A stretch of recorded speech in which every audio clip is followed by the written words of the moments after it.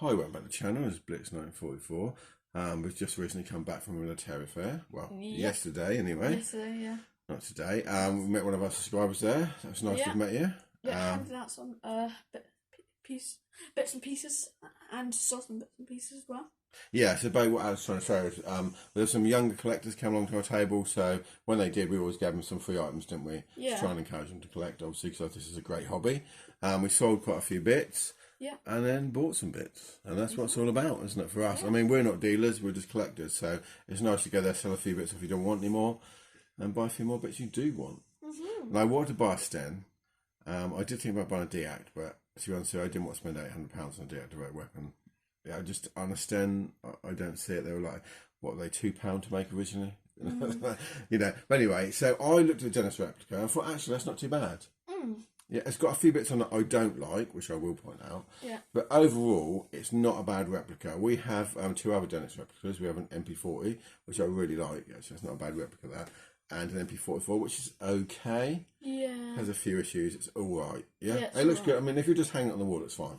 Yeah, it's fine. Reenactment would be fine. But, you know, it's got one or two issues in my opinion. Yeah. Alright, so let's look at the one we've got here. So Mark II Sten. Yeah. Mark II Sten's my favourite Sten, to be honest with you. Yeah, one of my favourites as well. Yeah. I'm not too keen on the Mark IIIs and that. But Mark II, and so luckily they make the Mark II Sten, the Denix anyway, so that's good. Yeah. Right, so let's first of all have a look. So it comes with its typical Denix empty magazine. Can you see that, Alex? Yeah, you can see that easily on that camera. Now, the first positive point is, so originally, obviously, they would have fired a 9mm round. Yeah. 9mm round, yeah. Okay, the first positive, throwing bullets about everywhere, is that the original magazine, as you can see here, goes in.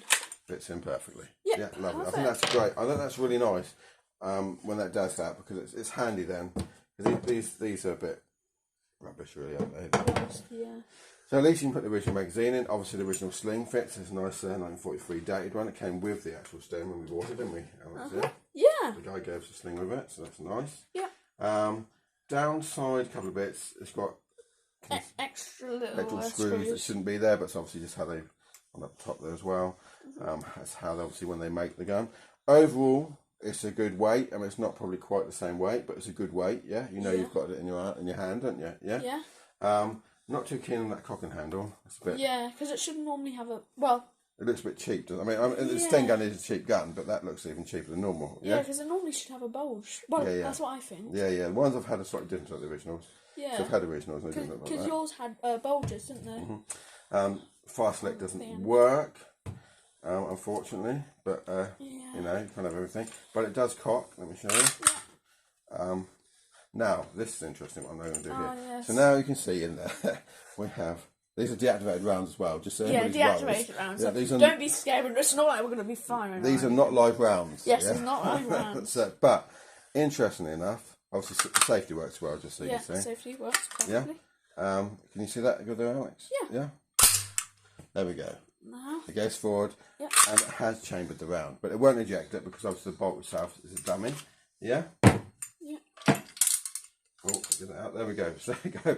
So it actually chambers around, which is very interesting. But I guess it's a plus. To be honest. It's nice. Oh, lovely. Nice click to that, isn't it? Very positive click. Yeah. So from it's that quite point of view, satisfying, to be honest. it's quite satisfying. This obviously comes off, the stock comes off like the originals. Yeah. As always. So that comes down, off. There we go. Yeah, and then you just put it back on. It just says, there we go, back on again. Beautiful. Like the original. So it's got, I think, some good points to it. I mean, chambering around is an interesting thing to me because I don't think anybody would be stupid enough to try and activate this because it is a non-farm replica. Yeah, because the metal it's made from it would not stand taking a round of ammunition going off, and I can assure you that now. And to be honest, if you're going to try and reactivate it, no longer have any hands, to be honest. And reactivate is not the word we're looking for. I mean, activate. Activate, yeah, because obviously, as you can see, so obviously, if it was deactivated, if it was deactivated, that'd be reactivating, and then if it's already this is just a replica. If it hasn't been activated at all, because it's a replica, you say activate. Yeah, it's the fact. I mean, it is literally what it is. I mean, the metal itself is more like an alloy-based metal, so I mean, you know, it's not going to take anything. So I don't think they would. I mean, it's just interesting for yourself as a collector. They will actually chamber the round, which is just.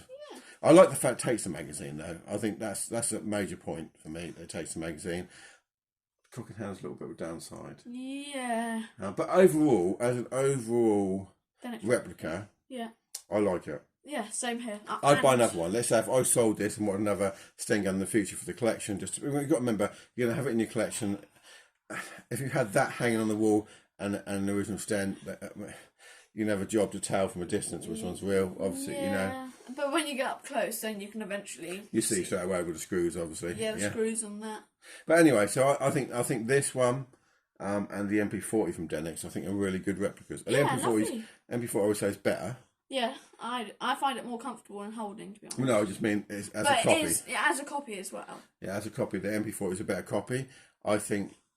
Then I go. So basically, we've got three in our collection. So we've got an MP40, a Sten Gun now, an MP44 Deluxe. We've obviously got a few DXs as we've seen in my videos. So I would rate them as MP40 is the best one, then this, then the Sten, then the MP44. Now, the reason I say the MP44 is because not a lot works on it really, does it? Like safety doesn't work. Yeah, I mean, the sight is really weak as well when you cock it or do that when you cock it and then you let go because it goes forward straight away. Basically, the sight flips all the way up. Because obviously the MP44 fires on a closed bolt.